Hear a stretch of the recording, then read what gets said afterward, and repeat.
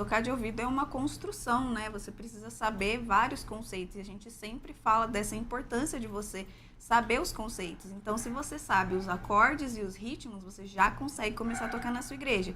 E aí, mais pra frente, você vai ver que vai surgir essa necessidade. Então, que tocar de ouvido não seja uma barreira para você começar. Na verdade, você vai começar para depois você aprender a tocar de ouvido. Até porque o seu nível musical, o seu nível de ouvido, ele tem a ver, ele está atrelado ao seu nível musical. Algumas pessoas falam, professor, não consigo tocar de ouvido, eu não consigo perceber qual é a próxima nota, ou essa pergunta, qual é o próximo acorde? E sempre a resposta é, eu não sei, depende do hino.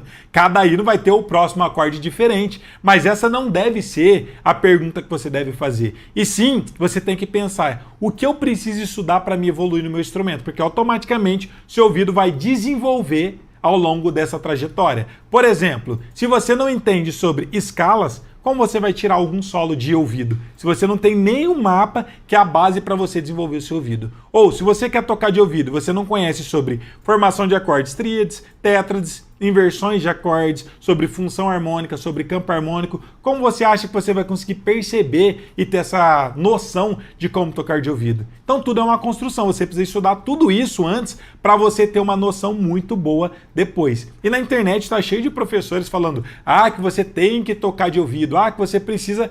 Óbvio que tocar de ouvido é importante, mas todos eles que falam isso, se você for entender a história deles, é exatamente igual a minha. Todo mundo começa sem saber tocar de ouvido e ao longo do tempo, a gente estudando música, aprofundando e tendo mais noção, mais ferramenta e mais conhecimento, o nosso ouvido vai desenvolvendo. Então, tocar de ouvido é um pilar que você vai estudar mais pra frente e ele vai estar atrelado ao seu nível musical. Quanto melhor você tiver, mais conhecimento você tiver e você seguir um passo a passo e tiver uma formação mais completa, melhor e mais rápido vai ser o seu desenvolvimento do seu ouvido. Agora, se você pula essa etapa e tenta aprender a tocar de ouvido bem no começo, sabe qual que é o grande problema? Você nem consegue desenvolver no seu instrumento e muito menos tem bagagem suficiente para conseguir entender e conseguir ter essa referência no seu ouvido.